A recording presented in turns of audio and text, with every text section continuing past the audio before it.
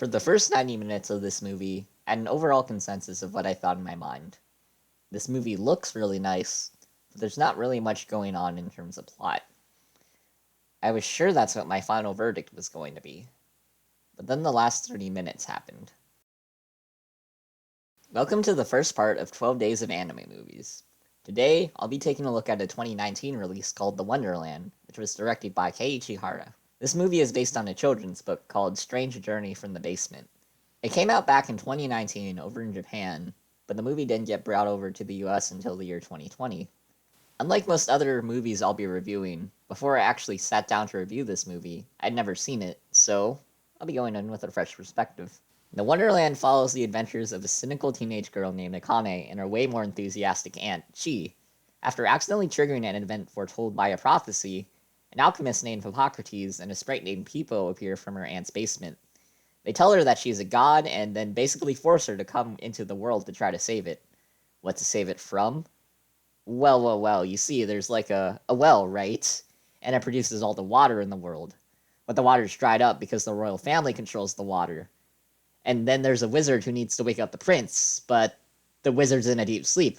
And also, actually, this world is a mirror world of our own, where Europe didn't industrialize even after the invention of steam. But they still have cars, but the people are living simply, and wow, that's a lot to process. A lot to process it is, and that's a bit of a problem. The movie spends about 90 minutes of its runtime explaining what each set piece is and the lore behind it. It's nice from a visual perspective. There's a scene where the characters are running underwater to get their cars moving by pushing a lily pad. That's really creative, and there's a lot of settings like this where the animation's able to shine through because all of these ideas are super neat. But aside from a tiny thing about Akane being brave during the lily pad section, there isn't much substance to the scene. There isn't much substance to any of the journey parts of the movie, for that matter. We pass by a fairy forest. Okay. There's a rickety bridge. Alright. When this movie is moving along a journey, the characters kind of get left behind. But when it does stop, it's actually pretty okay. Akane's pessimistic outlook bounces off well from her enthusiastic aunt who loves adventure. There's an inherent humor to the adult being far more excited about everything going on in the Wonderland than a child, and it's executed well. Near the start of the movie, we see Chi rip off a guy at her gift shop through fast talking, but then 10 minutes later we see her risk her life to save a bird's egg.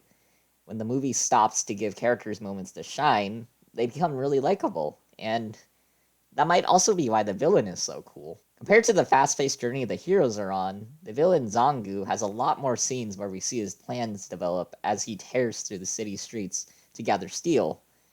When his motivations are explained, you actually kind of feel bad for him. It's clear that he believes he's doing the right thing, and unlike other villains of a similar nature, of for the greater good, you can also tell that he feels guilty about wrecking people's livelihoods. Unfortunately, the rest of the characters don't really get that much time to shine. Peepo the Sprite never evolves to be more than just a nice fairy boy. Hippocrates is always an alchemist, while Akane's character development by the end of the movie makes sense, her change is done extremely subtly. Normally, that's a good thing, but it's done so subtly that unless you think about it for a few minutes, her big moments in the ending almost seem like plot holes. You know what isn't subtle, though? The music. It's actually really well composed, but I think it was to the point where it's too bombastic. Feels like the movie was trying to force me to think something was more exciting than it actually was, and as a result, the music ended up having the opposite effect. I would have appreciated if the score was a little more laid back in the beginning. Another minor thing I want to mention is the dialogue. It is really simple, at least for the Japanese track. Characters often explain what has clearly already been implied, and the language itself is simple to the point where as an AP Japanese student, I might have even been able to watch this movie without subtitles. But I'm not going to fault the movie for this, because, well, it's an adaptation of a children's book. If kids are meant to see it, then yeah, keep it simple. That makes sense. However, that brings up the question, well then, shouldn't other parts of the movie also be kept simple? Well, here's the thing.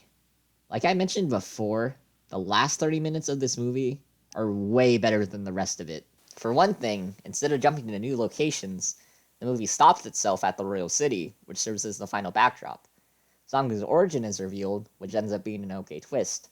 Akane is far more likable in this section of the movie than any other, and she ends up being the one to drive the plot forward. She doesn't have her aunt or the alchemist with her to solve the problem. She does it on her own. And it's pretty empowering. The best things about this movie, though, well, those are spoilers. You can skip to the time code listed above if you don't want to be spoiled.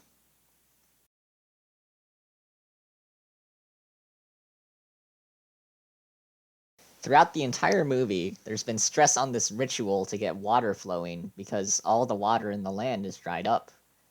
The only one who can perform that ritual is the prince, but he's been missing. But it turns out Zangu is the prince. As explained earlier in this movie, both of his parents died when he was really young. Like Akane, he is thrust into a position of power he really didn't want and is told he needs to save the world.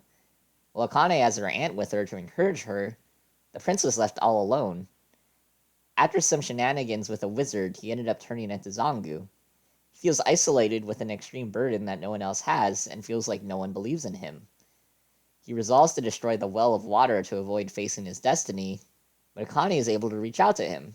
She explains how the world she saw was beautiful and she doesn't want it to die, and she knows he doesn't really want it to either. He's just scared because there's no one to encourage him, so she becomes that encouragement.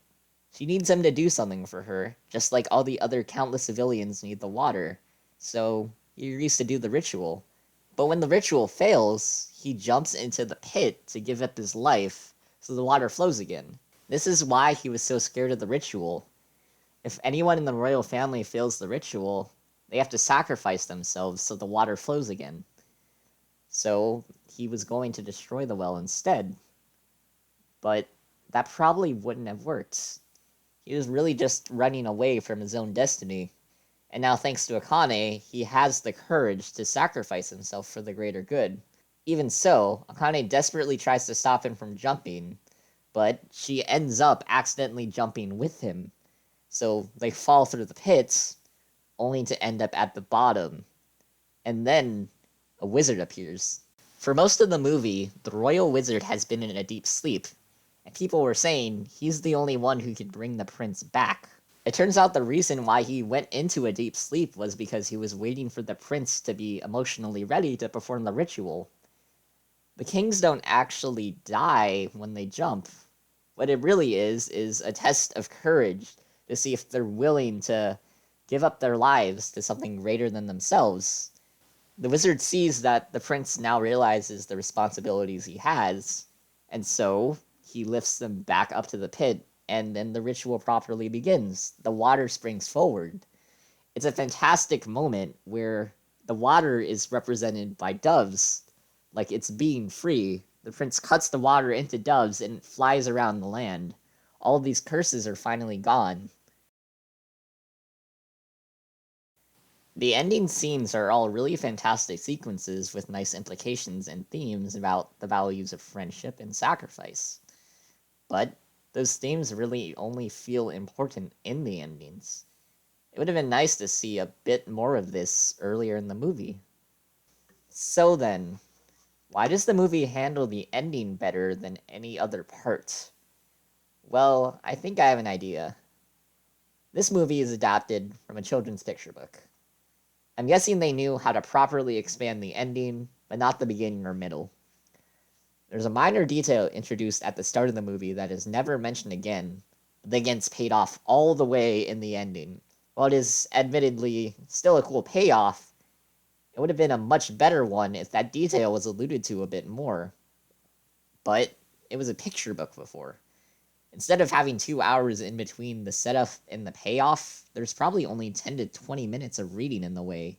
I feel like the filmmakers should have expanded more on the characters instead of the world building, as that could have created a much more consistent story instead of one that feels like a 90-minute tech demo with a good 30-minute story tagged in at the end, especially considering the fact the best parts about the ending are from how the characters grow.